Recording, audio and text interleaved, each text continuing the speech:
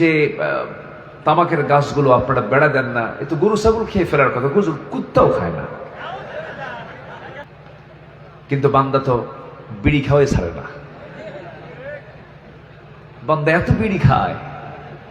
আমি আজকে কুষ্টিয়া দিয়ে আসতেছিলাম, কুষ্টিয়াতে তামাকের আবাদ হয় না, প্রচুর আবাদ হয়।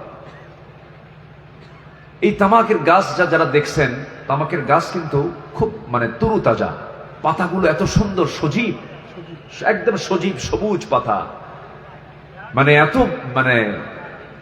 ওই যেরকম লাউ গাছ যেরকম আছে, লাউ গাছের পাতা যেমন না, হ্যাঁ একদম, হ্যাঁ সুন্দর, বড় বড় পাতা, সবুজ পাতা। তো আমি একদিন মনে মনে চিন্তা করলাম যে এই পাতাগুলো, এই গাছগুলো লাগাইছে যারা, তারা তো বেড়া দেয় না, এর তো কোনো গার্ড ওয়াল নাই, এগুলো কি গরু ছাগল খায় না?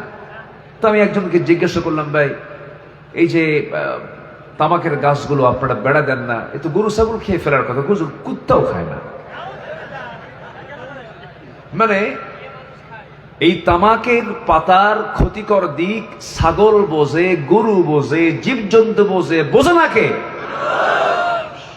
আল্লাহ এই জন্য এক জায়গায় একটু গালি দিয়েছেন, থ্রেট দিয়েছেন। গালি শব্দটা বলবো না, এই ক্যামেরাম্যান আমার কথাটা আবার এই যে গালি শব্দটা আল্লাহ তাআলা এক জায়গায় থ্রেট দিচ্ছেন, শক্ত করে বলছেন। কি বলছেন?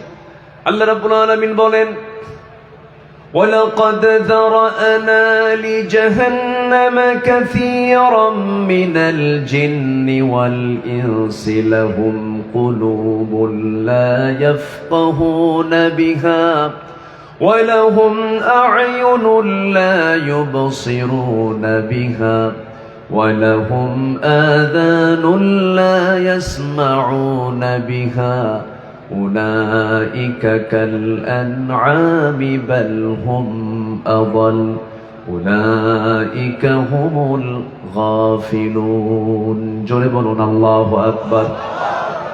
অধিকাংশ বান্দাকে আমি সৃষ্টি করেছি জাহান্নামের জন্য। হয়তো প্রশ্ন করবেন, আল্লাহ তো জানেনি আল্লাহ অধিকাংশকে জাহান্নামের জন্য সৃষ্টি করেছেন, দোষটাতে আমার দোষটা কি? আল্লাহ তো নিজেই জানেন আমি জাহান্নামে চলে যাব। কিন্তু না, প্রত্যেক শিক্ষক কিন্তু ক্লাসের সব ছাত্রের তথ্য জানেন, কোন ছাত্র ফেল করবে পাস করবে এটা কিন্তু শিক্ষক জানেন। কিন্তু ছাত্র ফেল পাসের জন্য ব্যর্থতা শিক্ষকের না ছাত্রের? বলেন কার? ছাত্রের। আল্লাহ রাব্বুল আলামিন তো জানবেনই, তিনি তো ভবিষ্যতের মালিক, বর্তমানের মালিক, অতীতের মালিক। তিনি বলছেন অধিকাংশই জাহান্নামের সৃষ্টি, জাহান্নামে চলে যাবে যাদের চোখ আছে দেখে না, যাদের কান আছে শোনে না, যাদের অন্তর আছে বোঝে না। এরা হলো চতুষ্পদ জন্তু, অথবা এর চাইতে নিকৃষ্ট। নাউযুবিল্লাহ। কার কথা? আসতে বলবেন না, কার কথা? আল্লাহর কথা।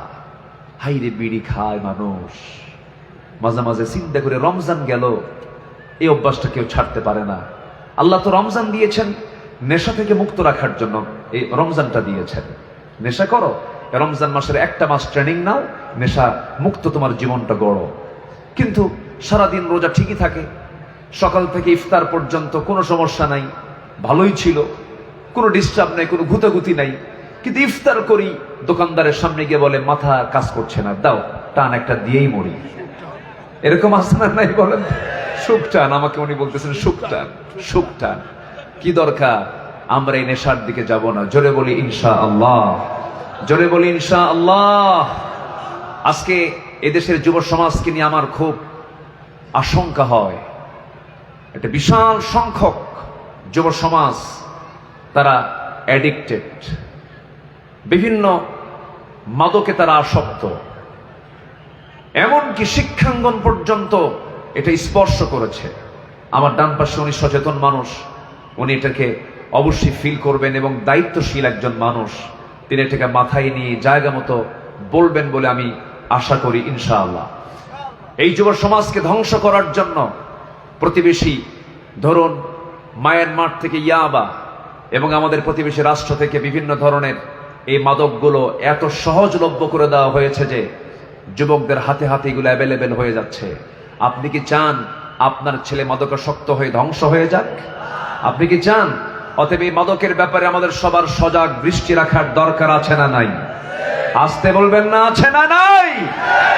মাদক সহ ধরা পড়ে, থানার ওসি বলেন মাদক সহ মাল সহ ধরেছি স্যার। ওইদিকে কিছু কথিত নেতা আছে, নেতা নামের তারা কলঙ্ক, যখন বলে মাল সহ ধরেছি, মাল সহ ছাইরা দে, এরকম আছে না নাই? আপনি কি জানেন আপনার সন্তানটাও সেই মাদকের একজন সদস্য হতে পারে? নিজের পায়ে কুড়াল মারবেন না। আজকে যুব সমাজ ধ্বংসের দিকে চলে যাচ্ছে। সচেতন হতে হবে, সজাগ থাকতে হবে। যুবক, জীবন একটা, সাজিয়ে নিতে হবে তোমার জীবনটাকে। কোরআনের আয়নায় তোমার চক্ষুটা একটু রাখো। এই আয়নায় চোখ রাখলে তুমি জান্নাত জাহান্নাম দুনিয়াতে বসেই দেখতে পাবে। বিবাহ পূর্ব কোনো নোংরামিতে যেও না, এর মধ্যে কোনো পরিতৃপ্তি নেই, মূল মজা তুমি এখানে পাবা না। বিয়ে পরবর্তী জীবনের আনন্দ পেতে হলে বিয়ে পূর্ব কোনো অবৈধ রিলেশন করা যাবে? আসতে বলবেন না, যাবে? যাবে না। কিন্তু আজকে দুঃখজনক হলো সত্য, কিছু ধর্ষণের কথা আমাদের কানে আসে, ঠিক কিনা কন? আসতে কন কেন?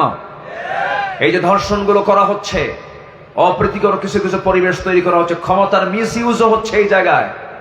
আমাদের সজাগ দৃষ্টি রাখতে হবে, আমাদের চোখ কান খোলা রাখতে হবে। যেখানে অন্যায় দেখব, প্রতিরোধের প্রাচীর গড়ে তুলতে হবে। মুসলমান রাজি আছেন কারা কারা? হাত উঁচু করে দেখান।